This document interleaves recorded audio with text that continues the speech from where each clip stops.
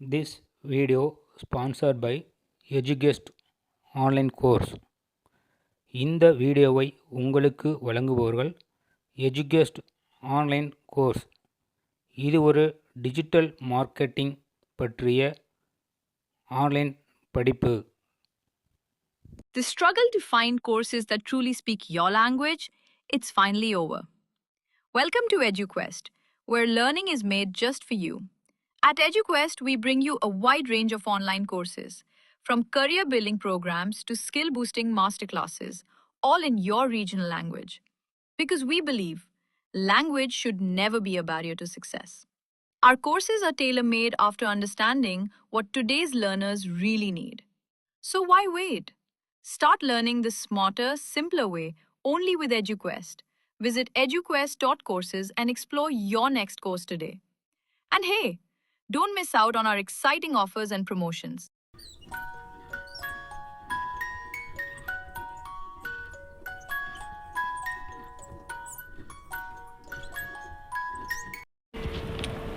வணக்கம் நண்பர்களே, இன்று ஒரு குட்டி கதை பார்ப்போமா?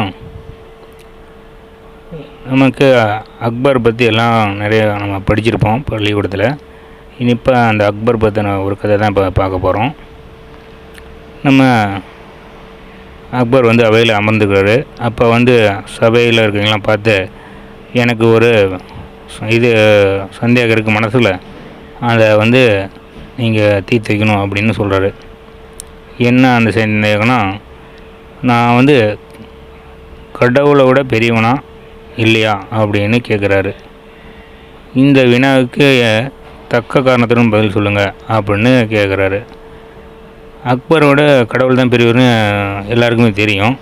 இருந்தாலும் அவர் அரசராஜ்ய, அவர் முன்னாடி நீங்கள் கடவுள் தான் பெரியவர் அப்படின்னு சொன்னால் நம்மளை ஏதோ தண்டிச்சிடுவார் அப்படின்னு பயந்துக்கிறாங்க. அப்போ இந்த மதிநுட்பமான அமைச்சர் தான் பீர்பால். அவருடைய அவையில் அமைச்சராக இருக்கிறாரு. அவர் உடனே எழுந்து, உங்களுடைய சந்தேகத்தை நான் தீர்க்கிறேன் அப்படிங்கிறாரு. சரி, என்ன நீங்கள் கரெக்டாக சொல்லுங்கள் அப்படின்னு அக்பர் கேட்குறாரு. அது கொஞ்சம் கூட தயங்காமல், கடவுளோட நீங்கள் தான் பெரியவர் அப்படின்னு பீர்பால் சொன்னதும் அதை கேட்ட அக்பருக்கு அப்படியே சந்தோஷம், வியப்பாக இருக்குது. சரி, இதுக்கு உண்டான சரியான விளக்கத்தை சொல்லுங்கள் அப்படின்னு கேட்குற அப்படியே அக்பர்.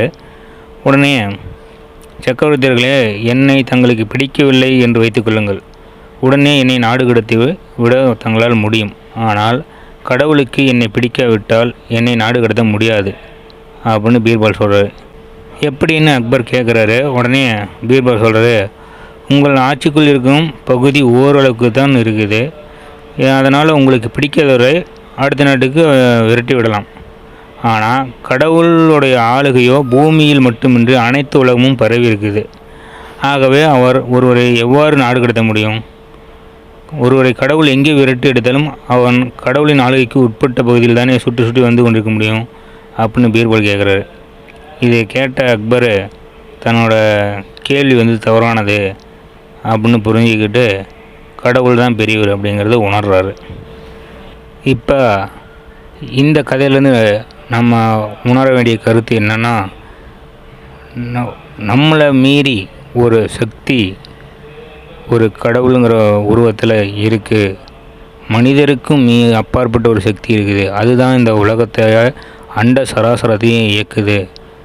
அது அரசன் முதல் ஆண்டின் வரை யாராக இருந்தாலும் சமம் அப்படிங்கிறத உணரணும். இங்கே யாரும் பெரியவர் கிடையாது அப்படின்னு அந்த அகம்பாவம் இல்லாமல் நம்ம இருக்கணும் அப்படிங்கிறது தான் இந்த கதை உணர்த்துது.